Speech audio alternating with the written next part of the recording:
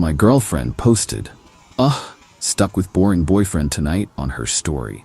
I commented, "Not anymore." Then I booked myself a weekend getaway and left her car keys on the counter. She was blowing up my phone before I reached the airport. I, 29 male, was sitting on our couch Friday night, scrolling through Instagram, while Natalie, 27, got ready in the bathroom. We'd been together for 2 years, living together for 6 months. The plan was simple: dinner at this new sushi place, then maybe catch a movie. I was actually excited. Work had been brutal all week, and I just wanted to unwind with my girlfriend. Then I saw her story. "Ugh, stuck with boring boyfriend tonight? Someone save me." Tagged at our apartment. Posted 3 minutes ago while she was literally in the next room. I stared at my phone. Read it again. "Boring boyfriend. Someone save me." 2 years. I'd supported her through her career change, helped her move 3 times, introduced her to my industry connections that got her current job. And I was boring? Someone she was stuck with? The bathroom door opened. She came out looking gorgeous as always. "Ready to go, babe?" I looked at her, then at my phone, then back at her. "Actually, change of plans," I commented on her story. "Not anymore." Her phone buzzed immediately. She grabbed it, and I watched her face go from confusion to panic. "Babe, what?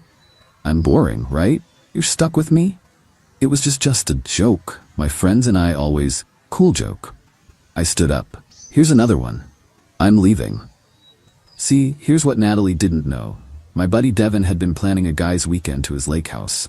I'd turned it down because Natalie had complained last time about me abandoning her for a weekend. But suddenly, a weekend away sounded perfect. I grabbed my phone and texted Devin, "Still room for one more this weekend?" "Hell yeah, flight leaves at 10 p.m, I'll add you to the reservation." Natalie was following me to the bedroom. "Where are you going? We have dinner reservations." "You should probably find someone less boring to take." I threw clothes into my gym bag. She was getting increasingly agitated. "You're seriously upset about a stupid Instagram story? That's so immature." "Immature? You publicly humiliated me while I was sitting 10 feet away." "It's not public, it's just my close friends." "Your close friends list has 200 people on it, Natalie." Her car keys were on my keychain. I'd been using her car all week since mine was in the shop. I walked to the kitchen counter and deliberately placed them down. "Wait, you have my car?" "Not anymore. You can Uber to save yourself from the boring boyfriend." "This is ridiculous. You're overreacting." My phone was already buzzing. 18 missed calls before I even reached the airport. Update 1. The text started immediately. "This isn't funny anymore. You can't just leave. I said I was sorry. Answer your phone. Where are you going? My car better be in the parking garage. This is so childish." I turned on airplane mode and enjoyed my flight. Devin picked me up at the small regional airport near the lake. "Dude, your girlfriend is going nuclear on social media." He showed me his phone. Natalie had posted a series of stories. "When he can't take a joke. Single for the weekend, I guess. Some people are so sensitive." Then, the one that made me laugh. "Anyone want to go to Sushi Kara tonight? Have a reservation." Nobody had replied to that one. Saturday morning at the lake was peaceful. 4 guys, fishing gear, beer, and absolutely no drama. Until Devin's girlfriend called him. "Bro, put it on speaker," Garrett said. "This is gonna be good." "Your psycho friend's girlfriend is harassing everyone," Devin's girlfriend announced. "She's called me 3 times asking where you guys are." She called Garrett's ex-girlfriend. She even DM'd Tom's mom on Facebook. Tom spit out his beer. "She contacted my mom? Asking if she knew where her son was for the weekend. Your mom told her to mind her own business and blocked her." I finally turned off airplane mode. 83 missed calls. Not from her. I blocked her number. From her friends, her sister, her mom, even her coworker. Her sister's voicemail. "Really? You stranded her without a car because of an Instagram story? Grow up." Her best friend Jordana. "You're acting like a child." She was joking. You know how she is. Her mom. "This is not how adults handle problems. You need to come back and apologize." Then I checked Instagram. The stories had evolved. "When toxic masculinity can't handle a joke. Controlling men will really abandon you for laughing with friends." Red flags I ignored. A thread. The thread was wild. Apparently I was emotionally abusive for leaving, financially controlling for taking my car, manipulative for existing, Jealous of her friendships, threatened by her success. The comments were mixed though. Some of her friends were eating it up, but others were questioning the narrative. Wait, what did you post about him? Why did he leave exactly? This seems like there's more to the story. One brave soul commented, "Didn't you post that you were stuck with your boring boyfriend? That's kind of mean." Natalie had deleted that comment quick. Update 2, Saturday afternoon, things escalated. She figured out where I was. Not hard, Devin had posted a picture of the lake house months ago and tagged the location. She convinced her friend Jordana to drive her the 3 hours to the lake. We were on the dock when we heard the car pulling up. Tom looked at me. "Is that?" "Yep." She stormed down to the dock like she was in a movie. Full makeup, sundress, heels completely inappropriate for a wooden dock. "We need to talk. Now." "We really don't. You abandoned me. Without a car, I had to miss my Saturday morning yoga class." Garrett snorted. "The tragedy." She spun on him. "This doesn't involve you." "You came to our weekend trip, so yeah, it does," Devin said. She turned back to me, switching tactics.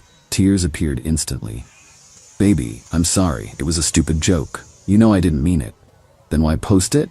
"I was just, I don't know, being silly with my friends. You know how girls talk." "Do you know how it feels to see your girlfriend tell 200 people she's stuck with you? That you're boring? That someone should save her?" "I didn't think you'd see it." Tom laughed. "That's your defense?" She ignored him. "Can we please just talk privately?" "No. You wanted to make our relationship public content, so let's keep it public." Her mask slipped. "You're being ridiculous. Get your stuff. We're leaving." "I'm good here, thanks. I drove 3 hours." "Nobody asked you to." The tears turned to rage. "You think you're so perfect. You're not. You are boring. All you do is work, gym, and play video games. You never want to go out anymore. Because every time we go out, you spend the whole night on your phone posting about how amazing your life is while ignoring me." "At least I have a life. Your idea of fun is sitting on a dock with these losers." The guys just laughed. That seemed to break something in her. "Fine. Fine. Stay here with your stupid friends. But when you come back, your stuff better be out of my apartment." "Your apartment? I pay 60% of the rent." "I don't care. I want you out." She stomped back to the car, half Jordana trailing behind, looking embarrassed. 10 minutes later, the social media storm began again. Tried to be the bigger person. Some people choose immaturity. When you drive 3 hours to save a relationship and he chooses his boys. Officially single, his loss. Update 3 Sunday was interesting. I woke up to a text from my landlord. "Your girlfriend is trying to change the locks. I told her she can't without both tenants' permission." "What's going on?" I called him back. Explained the situation. "So you're not on the same page about breaking up?" "She told me to move out. I'm just honoring her wishes." "Well, she can't change the locks, and if she wants you off the lease, she needs to qualify for the apartment solo. Her income alone doesn't meet the requirement." "I know." He laughed. "Got it. Give me a heads up if you need anything." An hour later, Natalie discovered this fact. The texts started coming through her friends' phones since I'd blocked her. Via Jordana, "The landlord says I can't afford the apartment alone. You need to keep paying your share." Via her sister, "This is financial abuse. You're trying to make her homeless." Via her coworker, "She's crying at work. Can you please just be reasonable?" I responded to exactly one, the coworker. "She demanded I move out. I'm simply complying." Meanwhile, back at the lake, we were having a great time. Caught some fish, grilled them up, told stories. Devin's girlfriend drove up with some of her friends for Sunday afternoon. One of them, Celia, was hilarious. We ended up talking for hours about everything from terrible roommates to obscure Netflix documentaries. She mentioned she was looking for someone to join her volleyball team. "I'm in," I said. "When do you play?" "Tuesday nights. But fair warning, we're terrible." "Perfect. I'm boring, so that fits."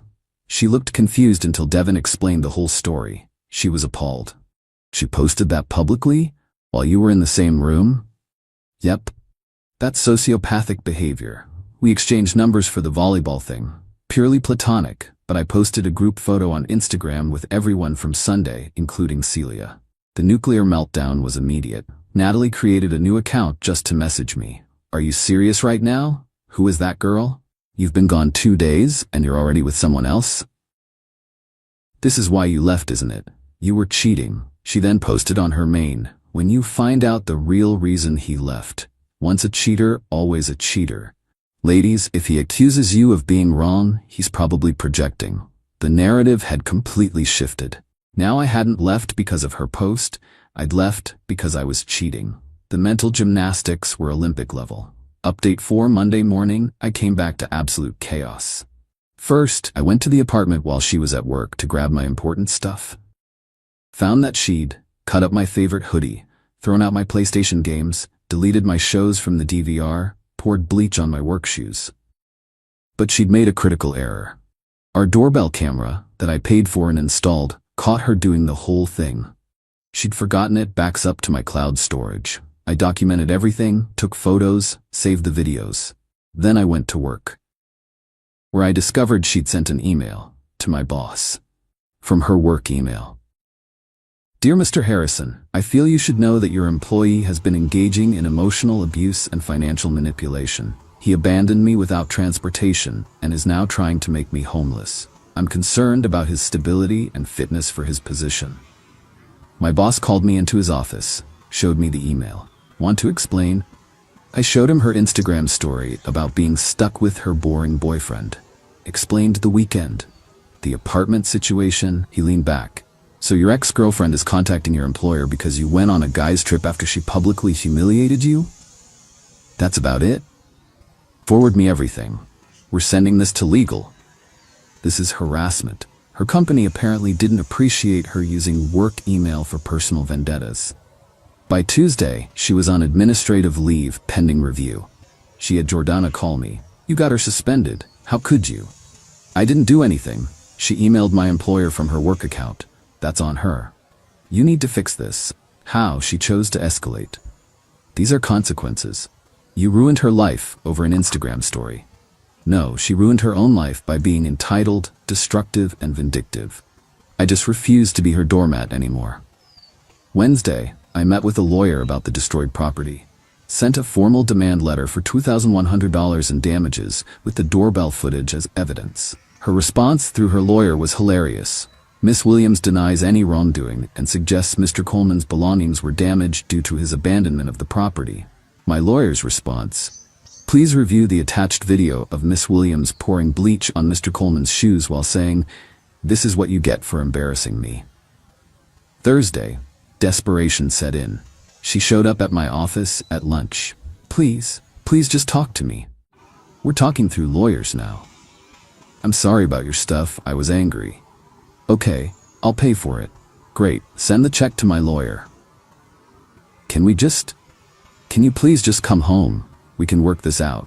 "Home? I thought you wanted me out of your apartment?" "I didn't mean it, I was hurt. And I was hurt when you called me boring and asked people to save you from me. It was just a joke." "Yeah, so was leaving. Funny how you can't take a joke either." Security escorted her out when she started crying and wouldn't leave. Final update. It's been 2 weeks since the lake weekend. The apartment situation resolved itself. Since Natalie couldn't qualify a loan and I refused to keep paying for somewhere I didn't live, she had to find a roommate fast. Enter Brittany, her Instagram bestie, who commented on all her posts about what a queen she was. Brittany lasted exactly 4 days before texting me. "How did you live with her? She's insane. She does nothing but take selfies and complain. She used my skincare without asking and got mad when I said something. I'm already looking for somewhere else." Natalie's job situation got worse.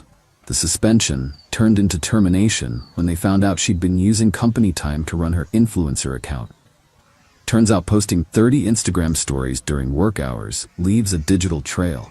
She tried to spin it as firing me for having a social media presence touched discrimination, but that died when someone leaked that she'd been written up twice before for excessive personal phone use. The destruction of property case was settled out of court. Her parents paid the $2,100 to make it go away. Her dad called me to apologize. "We didn't raise her to be like this. Her mother and I are mortified." "I appreciate that, sir. She's been living in some fantasy world where she's the main character and everyone else is just props. You did the right thing leaving." The smear campaign backfired spectacularly. She kept changing her story. First I was boring, Then I was controlling. Then I was cheating. Then I was abusive. Then I was trying to make her homeless. People started noticing the inconsistencies. Comments like, "Which one is it? And this story changes daily," started appearing. Someone even made a TikTok about it. POV, watching someone's ex change the narrative every 12 hours, with screenshots of all her contradictory posts. It went semi-viral. Last I heard through mutual friends, she moved back with her parents, lost most of her real friends who got tired of the drama, is trying to become a relationship coach on Instagram. The irony. Posted about learning to love yourself after narcissistic abuse. More irony. Still posts stories about her healing journey to her steadily declining follower count. As for me, I got my own apartment, a nice one-bedroom closer to work, no roommates, no drama, just peace. Joined Celia's volleyball team. We're terrible but have a blast. Still have guys' weekends at the lake once a month. Started dating again but taking it slow. First question I ask, what's your relationship with social media? Red flag detector activated. The whole experience taught me something valuable. When someone shows you who they are through their actions, whether it's posting that you're boring while sitting in the next room or destroying your property when you stand up for yourself, believe them. Also learn that being boring is underrated. I'll take boring over whatever exhausting performance Natalie was putting on any day. My life is quieter now, calmer. Some might even say, boring. And honestly, it's perfect.